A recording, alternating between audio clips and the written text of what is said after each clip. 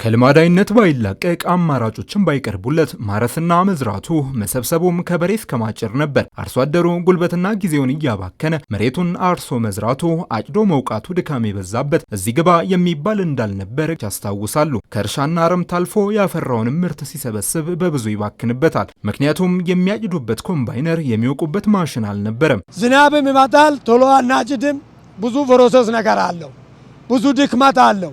ብዙ ገበሬ ላይ ደክመዋል። ስለዚህ ዝናብም እየዘነበ ብዙ ነገር እያጠፋ ነበረ። አሁን ደግሞ ይኸው ቶሎ ብሎ በአንድ ደቂቃ እየሰራልን ሁሉም ነገር በጣውም በምንም እየረዱን ሁሉም ነገር አስተምሩን በዚህ ሆኖልናል። ክላስተራን ቆኔ ማልን ጋፋ ፈጫንዙ ወልፋና ከቀድሞ በተለየ ሁኔታ ከመሬት ዝግጅት ጀምሮ በምትመለከቱት መልኩ በጋራ ወጥተን ለምርት ስብሰባ ወቅት ጭምር በሜካናይዜሽን ለመታገዝ እንዲያስችለን አድርገን በኩታ ገጠም ነው የምናለማው። ውሃ መሳቢያ የሞተር ፓምፖችንም በጋራ ነው የምንጠቀመው። ቀድሞ ይህ በኛ አካባቢ ፈጽሞ አልነበረም። አሁን ቀንና ማታ መሬታችንን እየተንከባከብን ነው። አሁን አርሶ አደሩ ዘመኑን መስሏል። በትራክተር ያርሳል፣ በማሽን ይዘራል፣ በኮምባይነር ይሰበስባል። አምራቹ ከማሳ ዝግጅት እስከ ምርት ስብሰባ በቴክኖሎጂ ታግዞ ሲሰራ ትርፍ ጊዜና ጉልበትን ከመቆጠብ ያለፈ ነው። ስንዴ አምርተን ከአንድ ሄክታር ላይ ወደ 60 ኩንታልም ያገኘ ሰው አለ። በሁሉም ነገር በጣም እነሱም እኛን እያስተማሩ ሳይንስ ሁሉ እየተማርን በዚህ አይነት ነው እዚህ ደረጃ ላይ የደረስነው። ለውጡ ተገኝቷል። አላህ ከኛለ ምርታማነታችን ቴክኖሎጂን ከተዋወቅንበት ጊዜ ጀምሮ በጣም ጨምሯል። በትራክተር መሬትን ማዘጋጀትና ማረስ ብዙም ጥቅም አለው። የመጀመሪያው መሬታችን በአግባቡ ለማረስ ያስችለናል። ሲቀጥል በየጊዜው አዲስ ምርታማ አፈር ይገለበጥልናል። ይህን በበሬና በእኛ ጉልበት ማከናወን ያዳግተናል። ምርታማነታችንም ይጨምራል።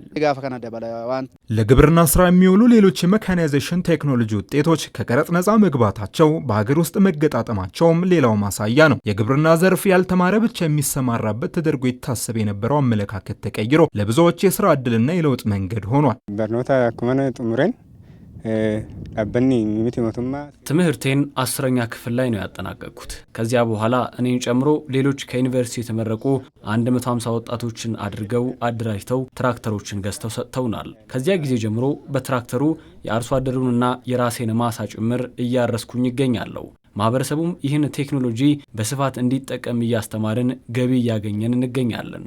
ኡመታ በርሲሰት ይጅራ ወጀተቻ ጀራ የግብርና ቴክኖሎጂ አጠቃቀም ሲሰፋ የሚታረስ የመሬት ሽፋን ይጨምራል፣ ምርትም በብዙ ያድጋል። የበጋ መስኖ ሲታሰብ የውሃ ማሰራጫና ሌሎች ቴክኖሎጂዎች ለስራው ግድ ይላሉ። ለዚህም ሲባል እስካሁን በክልሉ 100,000 ሞተር ፓምፖች ስራ ላይ ውለዋል። በቀጣይ ይህን የማስፋፋት እቅድ እንዳለም ሰምተናል። በዚህ ዓመት ብቻ ወደ 26,000 ነው ያከፋፈል ነው። እስካሁን ድረስ እንግዲህ ወደ 100,000 የተጠጋ ነው የሞተር ፓምፖች በተለያዩ ጊዜ ተሰራጩና በዚህ ዓመት 26,000 ሰራጭተናል።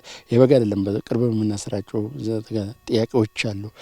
ከአርሶ አደሩ ከጊዜ ወደ ጊዜ ጥያቄዎች እየበዙ መጥቷል።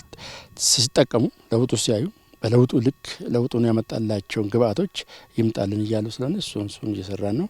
በዚህ ዓመት ግን በባለፈው 6,000 ሰራይተናል። ግብርናን ከባህላዊ አሰራር ዘዴ አላቀን ወደ ዘመናዊ የአሰራር ዘዴ የመቀየር አቅጣጫ ነው። ይሄን ለማድረግ በፊት በቀንበር ሲታረስ የነበረውን አሁን ወደ ትራክተር ቀይረናል። ለምሳሌ እዚህ አካባቢ አልተለመደም። ሁለተኛ በማጭድ ሲታጨድ የነበረውን ማሳ ወደ ኮምባይነር መቀየር፣ ይሄ ጊዜን ሴቭ ያደርጋል፣ ምርትና ምርታማነትን ይጨምራል፣ ብክነትን ይቀንሳል።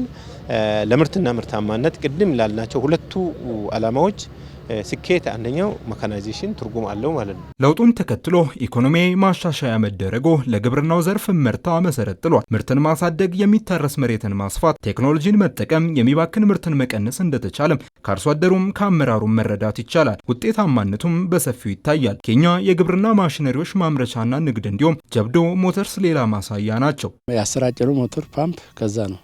ጀብዶ የፓምፕ መገጣጠሚያ ነው። እነን የምሰራ ኬኛ ስንወስድ ደግሞ በተለይም ይሄ የጆንደር መኪናዎችን እሱ ነው የሚያቀርቡ የኮምባይነሮችና ትራክተሮችን ይሄ ድርጅት በብድርም በተለያየ መልኩ ለአርሶ አደሩ ድጋፍ እያደረገ አርሶ አደሩንም እያበረታታ አርሶ አደሩ በደላላ ሲበላ የነበረው ጊዜው ሲባክንበት የነበረውን በአጭሩ እዚህ ጋር እያደራጁ እየሰጡ ስለሆነ ልዩነታቸውም ይሄ ነው። አንድነታቸውም ዞሮ ዞሮ የአርሶ አደሩን ሕይወት ለመለወጥ የግብርናን አቅም ለማጎልበት የሚሰራ የግብርና ግብአት ነው ብለውን ማሽነሪዎች ናቸው። ተሳክቷል። እንደ ክልል መካናይዜሽን አቋቁመን ትራክተሮች፣ ኮምባይነሮች፣ የውሃ ፓምፖች፣ ምርጥ ዘሮች፣ ኬሚካሎች፣ ሌሎች ምርትና ምርታማነትን የሚያሳድጉ ተግባራት ላይ በመስራት ላይ እንገኛለን ማለት ነው። በቂ ግብአት ሊያገኝ ይገባል አርሶ አደሩ። መካናይዝድ ብቻ መድረቁ በቂ አይደለም። ግብአቶች በብዛት መቅረብ አለባቸው። በተመጣጣኝ ዋጋ መቅረብ አለባቸው። በጥራት መቅረብ አለባቸው። በጊዜ መቅረብ አለባቸው።